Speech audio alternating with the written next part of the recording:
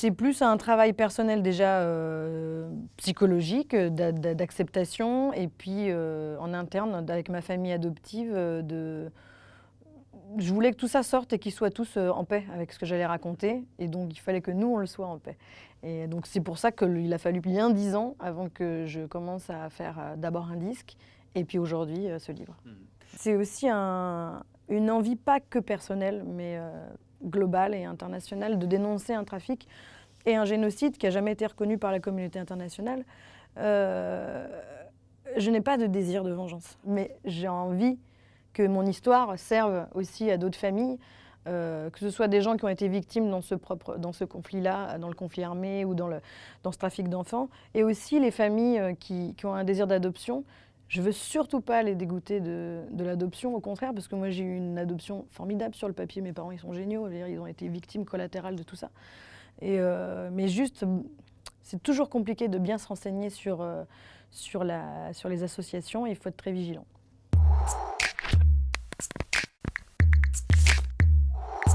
J'avais pas du tout, l'inspiration ne me venait pas du tout par rapport à ces racines-là. Justement, au contraire, je les mettais vraiment de côté. C'était pas l'heure, j'étais pas prête à en parler. Puis je savais pas sous quelle forme. Donc c'est devenu évident quand j'allais enfin bien et que je me suis dit, tu peux en parler. T'es en paix avec ces démons-là. Ils font partie de toi. C'est pas une honte, donc il faut en parler. Et l'envie de faire ce livre.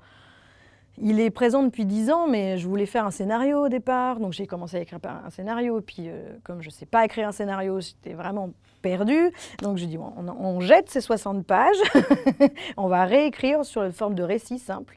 Et en fait, cette forme-là m'allait parfaitement bien parce que j'étais très libre.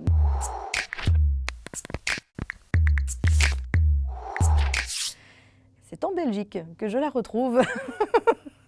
Après 13 jours d'investigation à 8000 km de chez moi. Donc c'est lunaire évidemment et surtout je me rends compte assez rapidement quand même qu'elle n'est pas du tout activiste, que le fin mot de l'histoire c'est que l'adoption me paraît quand même pas très légale et c'est un peu un cadeau empoisonné que je ramène en France à ce moment-là parce que je me rends bien compte que mes parents adoptifs ont été dupés et qu'on a utilisé leur détresse de stérilité, puisque ma mère est devenue stérile après son premier enfant, Jean-Mathieu, mon grand frère.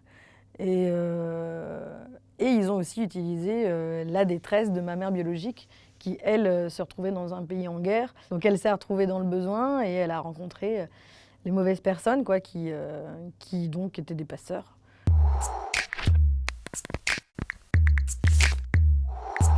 Quand je l'appelle, elle est sciée, sidérée, elle ne comprend pas. Elle attendait ce moment ou pas? Mais bien sûr. Puis j'avais un grand frère qui est parti à l'adoption en même temps que moi. Donc elle attendait ce retour des enfants perdus depuis des lustres. Et je pense qu'elle espérait même pas que ce soit nous qui allions toquer à sa porte. Comme elle, à un bout d'un moment, elle s'est fait l'idée qu'elle ne nous reverrait pas, qu'on lui avait menti. Elle a refait sa vie en Belgique, puis elle ne savait pas que j'étais en France. Et moi, j'ignorais l'existence de ce frère.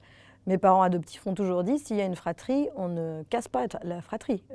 Nous, on veut une famille nombreuse. S'il y a un frère, une sœur, deux frères, deux sœurs, je ne sais pas, et qu'il faut sauver une fratrie, on sauve la fratrie. L'association a juré qu'il n'y avait pas de frères.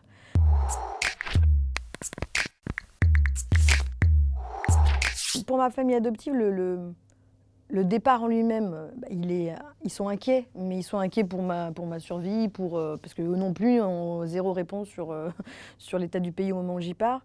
Ils me soutiennent tout le long pendant que j'y suis là-bas. Et quand je reviens, faut se remettre dans le contexte, c'est leur enfant adoptif qui leur ramène la vérité, qui leur dit maman, papa, vous m'avez acheté. Alors, qu'est-ce qu'on fait de ça? Comment on le vit? Est-ce qu'on décide de ne pas en parler et c'est une erreur ou on y va de plein fouet et on y va et tant pis, on se retrousse les manches. Et le premier truc humain, c'est de dire non.